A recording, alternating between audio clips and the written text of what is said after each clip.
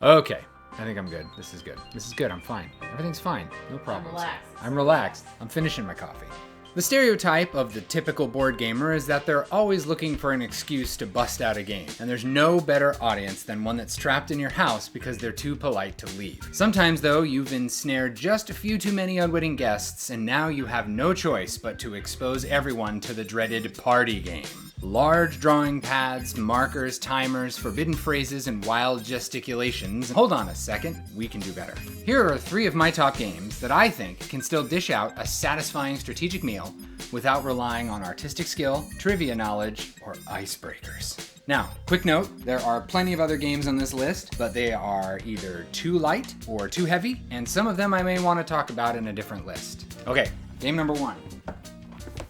Libertalia, Winds of Galecrest. This is a reprint of an earlier version of Libertalia that had more grim and gritty pirates and that sort of thing. This added some new cards. It's got some new art, anthropomorphic animals. I was surprised by the amount of people that had a negative reaction to this game with the update. I don't understand it. I guess people just really don't like muscular chihuahuas sailing on boats. What I like about it, since everyone uses the same cards, everyone can talk about what each of the cards does, what their potential interactions with each other is, and the game can just move quickly because everyone knows what everybody else is capable of doing. None of this, I don't know what this card does, and I don't know what that card does, but nobody wants to talk about it because it's very secret and everyone wants to try to win. There's all kinds of jawing around the table about who's gonna take what tokens at what time. A lot of, I'm gonna play this card, but if I play this card, they might play that card and cancel my card out. They know that I know that they're gonna play this card, and clearly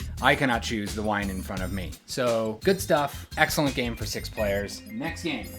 Oh, this is heavy. I forgot how heavy this was. Downforce. Downforce is a really good racing game that captures the feel of racing, but also the feel of betting. If you play with all 6 players, everyone's gonna own 1 car. Hold it up instead of tapping on it. Everyone's gonna own 1 car, and everyone is going to race around this track by playing cards from their hand. But the catch is that these cards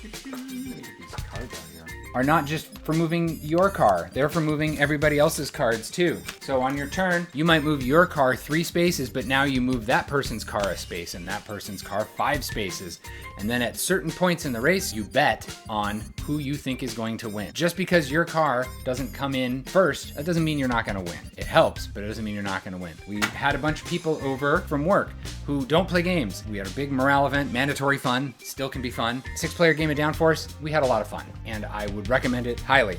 2 expansions, they're definitely not necessary, but I do hope they reprint them because they're hard to get right now. Don't pay too much for them. Next up, Factory Funner. It is the sequel to Factory Fun. The difference between Factory Fun and Factory Funner, hexagons. Factory Fun used squares, and this uses hexagons. And as we all know, hexagons are the... Hexagons. That's right, thank you. The thing that makes this such an involving game for 6 players, again, is that you all sit around the table and everything that everyone has available to them is just right there. No questions about hidden hands, no what does this card do. Everyone has access to the exact same pipes, the exact same machineries and stuff, and the way the game works is over a series of rounds. You flip over tiles based on how many players are in the game, then you go 1, 2, 3, go, and everyone decides what they're gonna grab from this pile. The first person to grab something has to take this penalty tile, and the last person to grab something gets this bonus tile. So there's some incentive there to wait, to maybe see if someone else is gonna take something that maybe you don't want, or maybe you're willing to wait for. And then comes the part where everyone has to then place their tiles onto the board, connecting these different inputs and outputs in this big web of stuff. The thing about this game is you can't move the machines that you've picked up, but you can freely rearrange all your pipes and stuff. You sit there and you rearrange your pipes and you rearrange your pipes, and everyone is all saying different variations of the same thing. Oh, this sucks. Why did I take that? I did not expect that this was gonna work out this way. And it's wonderful, all being miserable together about what a mess everyone has made. And then after a series of rounds, whoever has done the best job connecting and running fluid through all the different pipes and making the most money is the winner. There are other games that I would love to mention, but I think I might talk about them in a different list, so you'll just have to wait until the next 3 from me. But for now, this is Paul. Thank you.